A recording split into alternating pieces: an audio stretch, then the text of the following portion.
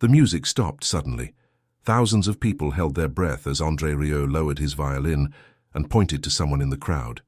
In the middle of the common stood a young immigrant girl, trembling, her hands clasped together, not knowing what to do. The audience looked confused, some indignant, others in absolute silence. Rieu walked to the edge of the stage, extended his hand. And what happened in the next minutes made the entire common forget the music and remember humanity.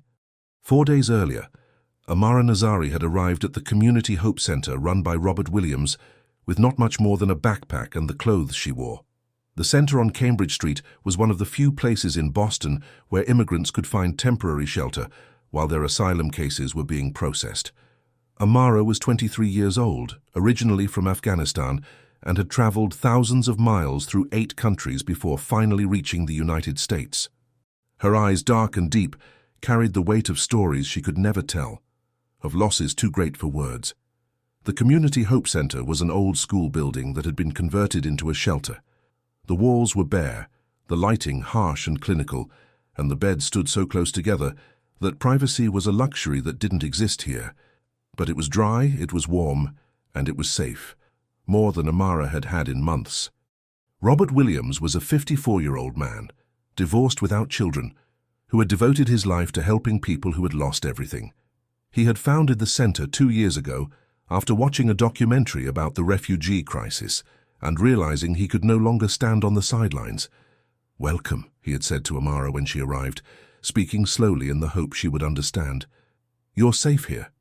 Amara had only nodded, too exhausted for words. She spoke a little English, some Spanish she had picked up along the way, and of course her own languages, Dari and Pashto. But words seemed inadequate to express the gratitude she felt for this simple gesture of humanity. The first days were difficult. Amara kept to herself, ate her meals in silence, and spent most of her time staring out the window at the streets of Boston. She wasn't unfriendly, but there was a wall built around her, a protective mechanism she had developed to survive. Linda Martinez lived across the street from the center and had seen Amara a few times during her daily routine. Linda was a 67-year-old woman, retired, who had lived in Boston her whole life. She wasn't hostile toward immigrants, but she wasn't particularly welcoming either. She belonged to that large group of people who were simply indifferent, who acknowledged the problem but saw it as something distant, something other people should solve. On the third day, Linda saw Amara at the Target on the corner trying to shop. The girl stood in front of the bread section, her face a mixture of hunger and confusion, trying to understand the prices and determine what she could afford with the small amount of money the center had given her. Another customer, an older man, grew impatient behind her and muttered something about, "These people who don't even know how to shop." Amara understood enough English to know he was talking about her. She blushed with shame, quickly grabbed the cheapest bread she could find and hurried to the checkout. Linda had seen all of this from the produce section and felt a pang of something. Not enough to take action, but enough to feel uncomfortable about the situation. She watched as Amara left the store, her head bowed, and wondered what story lay behind those sad eyes. That evening, while Amara lay alone in her bed at the center, she began to sing softly. It was a song from her childhood, a lullaby her mother had sung to her before the world collapsed. Her voice was soft but pure, dreamy, and melancholic. The other residents in the center heard her singing. Some were irritated by the sound disturbing their sleep. Others were touched by the pure emotion that resonated in every note, but Amara didn't notice their reactions. For her, singing was the only way to stay connected to who she had been before she became a refugee, before she was reduced to a problem that needed to be solved. Robert, making his rounds through the building before going home, heard the voice and stopped outside Amara's door. He had seen many refugees come and go in his years of work, had heard many stories of loss and trauma, but there was something in this voice, a quality of purity and pain, that made him pause. He knocked softly on the door. "Amara, are you okay?" The singing stopped immediately. "Sorry," came from inside, her voice full of shame. "I'll be quiet." No, Robert said quickly. "You don't have to be quiet. You have a beautiful voice." Silence. Then hesitantly, "Thank you." Robert stood there for a moment, knowing there was more he wanted to say but couldn't find the words. Finally, he said, "Tomorrow there's a concert at Boston Common. André Rieu. Maybe you'd like to go watch." "I don't know André Rieu," Amara said honestly. "He's a violinist, very famous. Many people come to his concerts. I don't have money for a concert. It's free. He plays outside for everyone." Amara thought about it. She had always loved music, had dreamed that one day she might perform professionally herself, but those dreams seemed so far away now, from another life. "Maybe," she finally said. Robert smiled, even though she couldn't see it. "Good. Think about it." The next morning, Amara woke with the song still in her head. She had dreamed of home, not the home as it had become, full of violence and fear, but the home of her youth, when music was still something joyful, something that brought families together instead of something you did alone to forget the pain. She got up, washed in the communal bathroom, and dressed in the only nice clothes she had, a simple blue dress that was too big for her, but clean and whole. If she was going to go to the concert, she wanted to at least try to look respectable. Tyler Brooks, a 22-year-old journalism student at Boston University, was busy that morning preparing an article about André Rieu's impact on the local economy. He had a camera with him and planned to do some interviews with concert-goers, maybe get some footage of the stage setup. Tyler had never paid much attention to immigrants. It just wasn't something that came up in his daily life. He came from a comfortable middle-class family, studied at university, and had plans for a career in journalism. Immigrants were more an abstract concept to him than real people. But when he walked through the streets around Boston Common that afternoon, he saw Amara walking. There was something in her way of moving, cautious, as if she were trying to be invisible, that awakened his journalistic instinct. He began to follow her discreetly with his camera, not out of malice but out of curiosity about the story she might represent. Amara walked slowly toward Boston Common, aware of the looks she got from passers-by. Some looked curious, others indifferent, a few with thinly veiled hostility. She had learned to ignore these looks, but they still hurt. When she reached the Common, she was overwhelmed by the crowds. Thousands of people were streaming in for the concert. Families with children, elderly couples, groups of friends. Everyone seemed to know where they were going, what to expect. Amara suddenly felt very alone and very out of place. She found a spot at the edge of the Common behind the crowd, where she could listen without being in the way. The stage was impressive, decorated with flowers and lights, with a large orchestra tuning their instruments, and then she saw him, André Rieu himself, busy with the sound check. He was smaller than she had expected, but there was an energy around him, a passion that was visible even from a distance. He conducted the orchestra with movements full of the same emotion that Amara tried to capture in her own singing. For the first time since arriving in America, Amara felt something other than fear or sadness. She felt recognition, the recognition of someone else who saw music not just as entertainment, but as a way to express your soul. And it was at that moment, while watching André Rieu conduct his orchestra, that she unconsciously began to hum, the same song she had sung the night before. Now softer, almost inaudible, but not completely inaudible. Amara's humming was picked up by an older woman standing next to her, Mrs. Dorothy Harrison, a retired teacher who always came to André Rieu's concerts. She turned and looked at Amara with a mixture of curiosity and irritation. "Excuse me, Mrs." Harrison said in English, assuming Amara spoke English. "But this is a classical music concert. Whatever you're humming doesn't belong here." Amara stopped immediately, her cheeks red with shame. She hadn't realized she had been audible. "Sorry," she mumbled, bowing her head. "Just please be quiet during the performance," Mrs. Harrison continued, her tone not hostile but distant. "People come here to listen to real music." Tyler Brooks, who had filmed this exchange from a distance, felt something uncomfortable in his stomach. He had heard the beautiful melody Amara had been humming. It wasn't loud or disturbing, but rather moving. The older woman's reaction seemed disproportionate. He zoomed in with his camera on Amara's face and saw the pain in her eyes. For the first time, he began to wonder what her story was, why she was here, and what that melody meant that she had sung. On stage, André Rieu was busy with the final preparations for the concert. His orchestra had just rehearsed the Blue Danube, and he was satisfied with how it sounded. But something had caught his attention. a melody he had heard from the audience. Different from anything his orchestra played, but beautiful in its own right. He looked out over the crowd, trying to identify the source of the music. His eyes glided over the thousands of faces until they rested on a young woman at the edge of the common. She looked different from the rest of the audience, younger, lonelier, and there was something in her posture that spoke of someone trying to be invisible. "Who is that?" he asked his assistant, pointing at Amara. "I don't know, Mr. Rieu. Should I find out?" "No, it's fine, but keep an eye on her during the concert." The concert began at 7 o'clock. André Rieu came onto the stage with his usual flair, his violin glistening in the evening light. The audience applauded enthusiastically as he bowed and conducted his orchestra in the opening music. Amara stood in the back, fascinated by the scale of the production.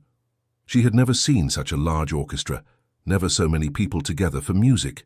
In her homeland, music was often an intimate thing, families singing together, small groups playing traditional instruments. As the music played, she felt something in her chest relax that she hadn't realized was tense. This was the universal language people always talked about, music that crossed borders, that spoke to something deeper than nationality or language. Without realizing it, she began to hum softly again, this time harmonizing with the orchestra's music. Her voice naturally found the melodic lines that fit with what she heard, creating a counterpoint that was beautiful in its simplicity. But Mrs. Harrison heard it again. This time she was less friendly. "I told you to be quiet," she hissed.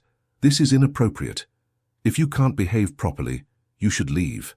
Other people nearby began to look. Some nodded in agreement, others looked uncomfortable. Amara felt the attention and wanted nothing more than to disappear. "I'm sorry," she whispered, her voice barely audible. "I'll be quiet." But the damage was done. The people around her were now aware of her presence, and not in a positive way. She felt like an intruder, like someone who didn't belong in this space of culture and refinement. Tyler had filmed all of this and felt growing indignation. He moved closer to the situation, his camera still running but now focused on the faces of the people criticizing Amara. On stage, André Rieu conducted his orchestra through the Radetzky March, the audience clapping along with the rhythm, but his eyes kept returning to the young woman in the back. There was something about her that intrigued him, a quality of pure musicality that he could feel even from a distance. During a pause in the music, he called out to his orchestra, "Let's try something different, something more international." He began playing the opening of Ave Maria, his violin singing in the evening air. It was a choice he hadn't planned, an impulsive decision driven by something he didn't quite understand. In the crowd, Amara felt her heart leap at the familiar melody. This was a song she knew that she had sung, that was universal in its appeal to the human soul. Without thinking, she began to sing along softly, her voice so soft that only those directly next to her could hear. But André Rieu heard it. Despite the thousands of people, despite the distance, he heard that pure, untrained but beautiful voice accompanying his melody. He looked at her again, and this time their eyes met. There was a moment of connection, of recognition between two people who understood what music truly meant. André Rieu felt something move in his chest, a memory of why he had started playing, what music meant to him before it became a business. He completed Ave Maria, but kept his eyes fixed on Amara. And when he was done, he did something unexpected. Instead of moving on to the next number, he put down his violin and picked up the microphone. "Ladies and gentlemen," he said, his voice carrying across Boston Common, "music is a universal language. It connects us all regardless of where we come from." The audience listened, not sure where he was going with this impromptu speech. "Tonight, I heard a voice in the audience," he continued, "a voice that reminds me why we're here. A voice that teaches us that beauty can come from the most unexpected places." Amara suddenly realized he was talking about her. Panic washed over her. She looked around, saw the eyes of the audience searching, trying to understand who he meant. "That voice belongs to a young woman in the back of the audience," André Rieu said, now looking directly at Amara, "and I would very much like her to come forward." The audience turned around, thousands of heads moving as one body, searching for who he meant. When they saw Amara, clearly different, clearly not belonging to their usual audience, there was a murmur of confusion. Mrs. Harrison looked shocked. "Her?" she said out loud. "But she was the one disturbing the whole time." Amara wanted nothing more than to run away. This was her worst nightmare, thousands of people looking at her, judging her. But André Rieu kept looking at her with an expression of warm encouragement. "Come," he said into the microphone, his voice kind but urgent. "Come forward. Share your music with us." Tyler pointed his camera at Amara, his heart pounding as he felt he was witnessing something extraordinary. This was the kind of moment that made careers in journalism: authentic, emotional, unexpected. Amara stood there, lost among the thousands of faces staring at her. Some curious, others skeptical, a few openly hostile. She felt the weight of their expectations, their prejudices, their judgment. Robert Williams, standing somewhere in the crowd, suddenly recognized her. "That's Amara," he whispered to the person next to him. "She lives at our center." The information began to spread through the audience like wildfire. "An immigrant," you heard people say. "She's an immigrant." And suddenly this was no longer about music. This was about politics, about integration, about who belonged and who didn't in American culture. The crowd became divided, some angry that an outsider was disrupting their concert, others curious about what would happen. André Rieu felt the tension and realized his spontaneous invitation had created a situation that was much bigger than music alone. But he couldn't go back. He had made a choice, and now he had to fully commit to it. "Please," he said again, now in English with a hint of his Dutch accent, "come forward." And slowly, hesitantly, Amara Nazari began to walk through the crowd toward the stage, not knowing she was about to change the history of this concert, and perhaps of her own life. The crowd parted as Amara slowly walked forward, creating a path of space that felt like a courtroom where she was the defendant. Each step felt heavy, laden with the weight of thousands of eyes judging her, categorizing her, forming prejudices based on her appearance alone. André Rieu watched from the stage, his heart pounding with a mixture of excitement and concern. He had experienced many spontaneous moments in his career, but this felt different, more dangerous, more emotionally charged. He realized he hadn't just created a moment of musical inspiration, but a social test for his audience, for his country, for himself. Tyler Brooks followed Amara's progress with his camera, his journalistic instincts in overdrive. He had footage that could become a story that might change America. But only if this ended well. If it ended badly, it would be a story about public humiliation, about the cruelty of a mob. Linda Martinez, standing in the crowd, suddenly recognized the girl she had seen in the store. "That's her," she whispered to the person next to her. "That's the girl I saw trying to buy bread." "An immigrant?" asked her neighbor. "I think so." The information spread quickly. "Immigrant," you heard people whisper. Some voices were neutral, others critical. "What's she doing here?" Amara heard someone say. "This is a concert for American culture." Robert Williams tried to push through the crowd forward, knowing Amara would need his support. But the crowd was too dense, and he could only watch as his charge had to navigate this emotional minefield alone. Amara reached the front rows and stopped, looking up at André Rieu towering above her on the elevated stage. The distance between them felt symbolic. He in the light, she in the shadow. He adored by thousands, she distrusted by many. "Come," André Rieu said, extending his hand toward the stairs at the side of the stage. "Come join us." But the stairs seemed insurmountably high. Amara had never stood on a stage before, had never sung for more than a few people. The scale of what was being asked of her was overwhelming. She looked back at the crowd and saw the different expressions on the faces looking at her. Some showed curiosity, others impatience. A few smiled encouragingly, but many others looked skeptical or even hostile. Mrs. Harrison, who had criticized her earlier, now stood in front and whispered to her friends, "This is ridiculous. André Rieu is humiliating his own concert with this publicity stunt." "Maybe we should give her a chance," said a younger woman next to her. "A chance for what, to ruin our concert?" This conversation was picked up by others, and slowly an undercurrent of debate began to go through the audience.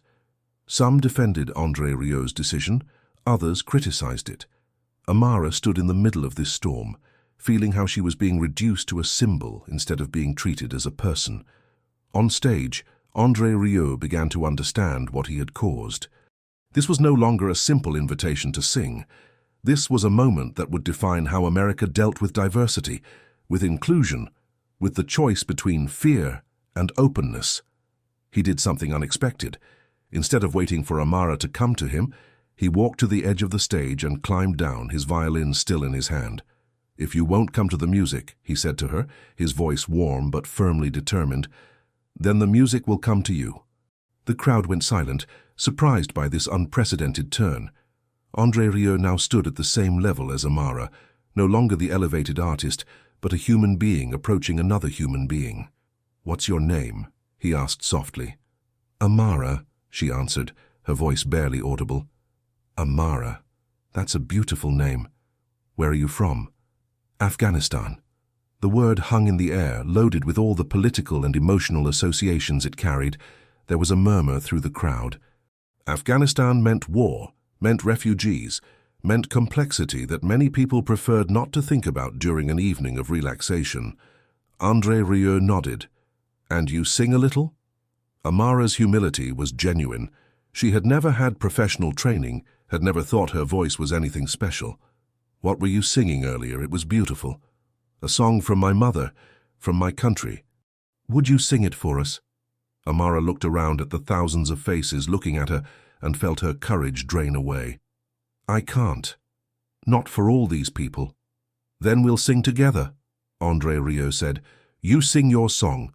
I'll play along. We'll make new music." He raised his violin and began to play a simple improvisational melody, something that fit with the fragments he had heard from her earlier. It wasn't perfect, not arranged, but it was sincere. Amara listened and felt something in her heart melt. The melody André played respected her song, worked with it instead of overpowering it. It was a metaphor for everything she had longed for since arriving in America: collaboration instead of dominance, harmony instead of replacement. Slowly, hesitantly, she began to sing. Her voice was weak at first, almost held back by shame and fear. But André's violin carried her, gave her courage, and slowly her voice grew stronger. The song was in Dari, a language no one in the audience understood. But music is indeed a universal language, and the emotion in Amara's voice was unmistakable. It was a song about loss, about homesickness, about hope for a new home. It was her story told in melody. The crowd gradually became quieter as they listened. Even those who had initially been critical couldn't deny the pure emotional power of what they heard. This wasn't politics or planned inclusion. This was a human soul expressing itself through music. Tyler had tears in his eyes as he filmed. He understood now why André Rieu had such a successful career. He had an intuitive understanding of what music could do, how it could connect people at a level deeper than words. Linda Martinez felt something change in her chest as she listened. This was the girl she had seen struggling in the store, whom she had reduced to an abstract problem. But now, listening to her sing, she saw an individual, a woman with talents, with dreams, with a story worth hearing. Robert Williams knew he was witnessing one of the most important moments of his career as a volunteer. This was why he did the work, not just to provide shelter, but to help people reclaim their humanity, to find their dignity again. But not everyone was convinced. Mrs. Harrison still stood with her arms crossed, her face contorted with disapproval. "This is all very emotional," she whispered to her friend. "But this doesn't solve anything. Tomorrow she's still an immigrant without work, without a future." "Maybe," her friend answered softly. "But tonight, she's a singer." Amara's song reached its end, her voice fading into the evening air. The silence that followed was deep and meaningful, not the uncomfortable silence from earlier, but the silence of contemplation. André Rieu lowered his violin and looked at Amara. "Thank you," he said simply. "That was beautiful." But then something unexpected happened. Instead of applause, another sound began. The sound of people crying. At first it was just a few people, but it spread through the crowd like waves across water. Tyler felt his own eyes become moist as he filmed. This wasn't the story he had expected to tell, but it was the story America needed to hear. The sound of crying people filled Boston Common, an emotional virus spreading through the thousands present. It wasn't the kind of crying from sadness, but the crying of recognition, the realization that they had failed to see the humanity of someone who had been so close. Linda Martinez stood trembling, her hands covering her mouth. She remembered how she had seen Amara struggling in the store, how she had preferred to look away instead of helping. Now as she looked at this girl who had laid bare her soul through music, she felt ashamed of her own indifference. "Why didn't I say anything?" she whispered to no one in particular. "Why didn't I help her?" André Rieu felt the weight of the moment. He had given many emotional concerts, had seen people cry from nostalgia or beauty. But this was different. This was collective catharsis, a community confronted with its own conscience. "Amara," he said softly, "will you tell us what that song meant?" Amara looked out over the sea of faces, many now visibly moved by emotion. For the first time since coming to America, she didn't see hostility or indifference. She saw people, real people, listening to her as an equal. "It's a song my mother sang," she said, her English hesitant but understandable, "about a bird that flies far from home but hopes one day to return, or maybe to find a new nest." Her words were picked up by the sound system and echoed across the common. Thousands of people heard her story, not the abstract story of an immigrant, but the personal story of Amara, a woman with dreams and losses just like them. Robert Williams knew he was finally seeing the breakthrough he had hoped for years, not through policy changes or political speeches, but through a moment of pure human connection. Tyler realized he had footage of something that could make history. His camera captured not just Amara's performance, but the transformation of an entire community, learning to look beyond their prejudices. "Would you like to sing another song?" André Rieu asked. "Maybe something we all know?" Amara thought. "I know Ave Maria." "In English?" "Yes." "Perfect." This time André not only joined her with his violin, but gestured to his orchestra on stage. Slowly, the musicians came down, carrying their instruments, and formed a circle around Amara and André. It was an unprecedented setup, a world-class orchestra in service to one singer, professional musicians setting aside their egos to create something new. Amara began to sing Ave Maria, her voice now stronger than before. It wasn't the perfect, trained voice of an opera singer, but it was something rarer, a voice full of lived life, of experienced loss, of hope preserved despite everything. The orchestra played softly, each musician listening to her tempo, her interpretation. This was improvisation of the highest order, not the planned spontaneity of entertainment, but genuine artistic collaboration. In the audience, something remarkable began to happen. People began to sing along softly, first just a few, then more, until thousands of voices joined Amara's song. It wasn't loud singing, but a soft harmony of community. Mrs. Harrison still stood apart, her face a mask of resistance, but even she couldn't deny what she heard, pure, unfulfilled emotion. "She can sing," she finally muttered, her first concession to what she had experienced. When the song ended, the silence that followed was different from anything Boston Common had ever experienced. It was the silence of reverence, of people realizing they had witnessed something transformative. André Rieu knew this was the moment to act, to convert this emotion into something lasting. "Friends," he said into the microphone, his voice carrying over the silent common, "tonight we've learned that music knows no borders. We've learned that beauty can come from unexpected places. We've learned that our community is stronger when we embrace all voices." He paused, letting his words sink in. "Amara has given us a gift tonight, not just her music, but her courage, the courage to be vulnerable, to open her heart to strangers who might not understand her." The audience listened in absolute silence. "And now it's up to us to give her a gift in return, the gift of welcome, the gift of community, the gift of a home." Spontaneously, someone began to clap. Not the enthusiastic applause of a concert, but the deep, respectful clapping of recognition. Others joined until the entire common filled with applause. But this applause wasn't just for Amara. It was for themselves, for the courage to open their hearts, for the willingness to learn, for the choice to choose love over fear. Amara stood in the middle of this ovation, overwhelmed by emotion. For the first time since reaching America, she didn't feel like an outsider.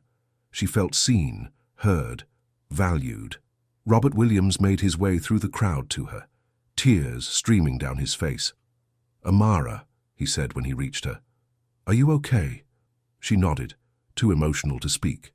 "You did something incredible tonight. You changed hearts." André Rieu came to them, still overwhelmed by what had happened. "Amara, thank you. Thank you for showing us what real courage is." "Thank you," she answered, "for giving me the chance to be myself." Tyler also came forward, his camera still running. "Amara, would you like to tell us what this moment means to you?" She looked into the camera, her eyes still moist but clear. "It means I'm not alone. It means there's still hope. It means music truly is a universal language." And then she said something Tyler knew would be the title of his article. "Tonight, for the first time, I felt American." She stood in Symphony Hall in Boston, dressed in an elegant gown donated by a local designer who had heard her story. The audience of 800 was sold out, and the proceeds went to the newly established Amara Foundation, an organization dedicated to helping immigrants develop their talents and find their place in American society. André Rieu sat in the front row, not as a performer this time, but as a proud mentor. Next to him sat Robert Williams, Linda Martinez, and even Mrs. Dorothy Harrison, all people whose lives had been touched by that one evening at Boston Common. Tyler Brooks sat in the press section, no longer a student but a bona fide journalist, whose article about that historic evening had been picked up by international media and had launched him into a successful career. His documentary about Amara's journey had won 3 awards and had led to policy changes in how America dealt with immigrants with artistic talents. Amara had spent the past months learning English, had taken singing lessons from a professional coach who volunteered his time, and had worked with a team of musicians to arrange her traditional Afghan songs for Western instruments. But tonight, she wouldn't just sing. She would also speak in fluent English about her journey from immigrant to artist to respected member of the American cultural community. "Good evening," she began, her voice clear and confident. "6 months ago I stood on a different stage, afraid and alone, not knowing if I was welcome in this country that I hoped to make my home."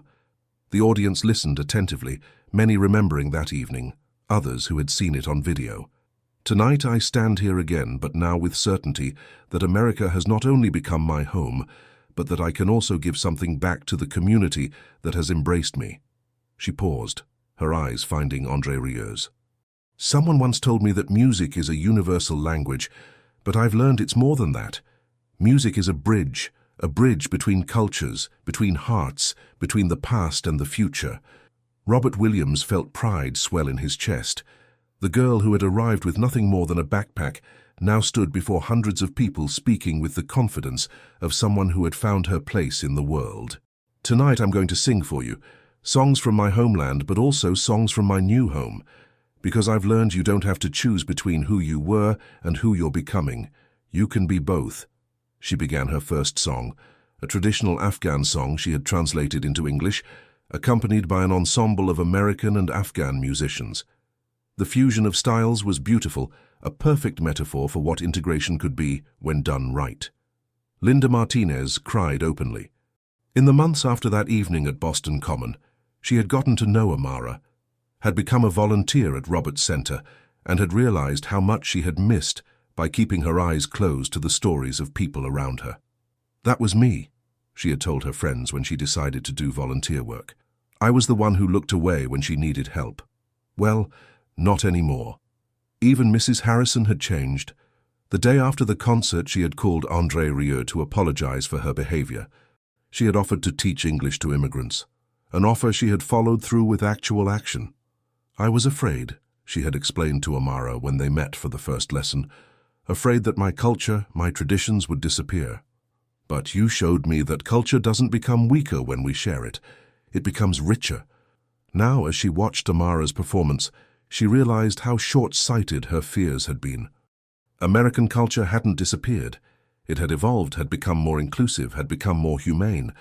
André Rieu felt deep satisfaction. He had entertained millions of people in his career, but that one evening 6 months ago was perhaps the most important moment of his entire life. He had learned that his influence reached further than entertainment, that he had a platform to bring about real change. Music, he had said in interviews after that famous evening, isn't just about making people dance. It's about making people feel, and when people feel, they can change. Amara ended her first set with Ave Maria, the same song she had sung that evening at Boston Common, but now sung in 3 languages, Dari, English, and Latin. It was a perfect symbolization of her journey and of the possibilities of a multicultural society. During intermission, André Rieu came backstage to greet her. "How do you feel?" he asked. "Complete," she answered with a smile. "For the first time in my life, I feel complete." "And the future?" "I'm going to study," she said proudly. "Music therapy at Boston University. I want to help other people find their voice like you helped me find mine." André nodded approvingly. "And your music?" "It remains part of who I am. But now not as an escape from my life, but as a celebration of my life." The second half of the concert was even more emotional than the first. Amara sang a song she had written about her journey to America, about loss and hope, about fear and courage. The audience hung on every word, many crying openly as they listened to her story told in melody. Her final number was a surprise. She hadn't announced what it would be, but when the first notes sounded, everyone in the audience immediately recognized the melody. It was the Star-Spangled Banner, the American national anthem, but sung with an Afghan melodic line that transformed it into something new, something that honored both cultures. The audience stood and sang along, their voices united in a moment of national pride that was more inclusive than ever before. This wasn't the America of exclusion and fear. This was the America of openness and possibilities. When the song ended, the ovation was deafening. People stood and clapped, cried and laughed at the same time. Amara bowed deeply, tears of joy streaming down her face. André Rieu came onto the stage and embraced her. "Thank you," he said into the microphone, "for teaching us what it means to be a community." Amara took the microphone for her closing words. "6 months ago, I was an immigrant trying to be invisible. Tonight, I'm an American artist proud to be seen. This transformation wasn't just my journey, it was our journey. You didn't just give me a voice, you gave me a home." She paused, keeping her emotions in check. "And to everyone listening, to everyone watching this, remember that behind every immigrant, behind every stranger, there's a human being with dreams, with talents, with stories worth hearing. All you have to do is listen." Tyler filmed her closing words, knowing this was the perfect ending for the documentary he was making about her remarkable transformation. Robert Williams wiped his eyes, overwhelmed by pride. In all his years of work with immigrants, he had seen many success stories, but nothing had been as dramatic, as transformative as Amara's journey. Linda Martinez stood clapping until her hands hurt, thinking about how different her life had become since that evening at the Common. She was no longer a spectator in her own community. She was an active participant in making a better society. Even Mrs. Harrison stood with tears in her eyes, ashamed of the person she had been, but proud of the person she had become. After the concert, everyone gathered in the foyer for a reception. People crowded to congratulate Amara, to share their own stories about how that evening at Boston Common had changed their perspective. A young woman came to her with a baby in her arms. "I wanted to meet you," she said. "My daughter was born 3 months after your performance at the Common. I named her Amara." Amara was overwhelmed. "Why?"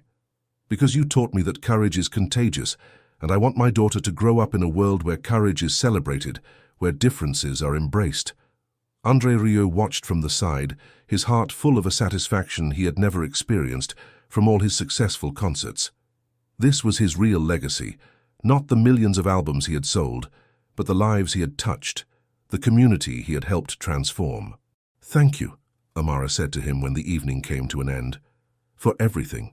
"Thank you," he replied. "You taught me what music can truly do." They embraced, mentor and student, but more than that, 2 people who had helped each other become their best selves. Outside, it was a clear evening in Boston. Amara walked through the streets of the city that was now her home, listening to the sound of her own footsteps echoing between the historic buildings. She was no longer a stranger in a strange land. She was home, and somewhere in the distance, over the rooftops of the city, she could almost hear the echo of thousands of voices that had sung together, that had learned together, that the most beautiful music arises when different voices come together in harmony. 2 years later, Amara Nazari stood before a class of 20 immigrant children at the new Amara Integration Center, established in partnership with the André Rieu Foundation. She taught them English through music, using the method that had made her own transformation possible. Music, she said to her students in perfect English, is the language everyone speaks, and today, you're going to learn to use that language to find your new home. The children listened attentively, their own stories of loss and hope reflected in their eyes, and Amara knew that each of them had the potential to find their own moment of transformation, to discover their own voice. Because as she had learned on that magical evening at Boston Common, sometimes a concert isn't about the music we hear, but about the voice no one expected to hear. And the most beautiful voices are often the ones that have waited longest to be heard.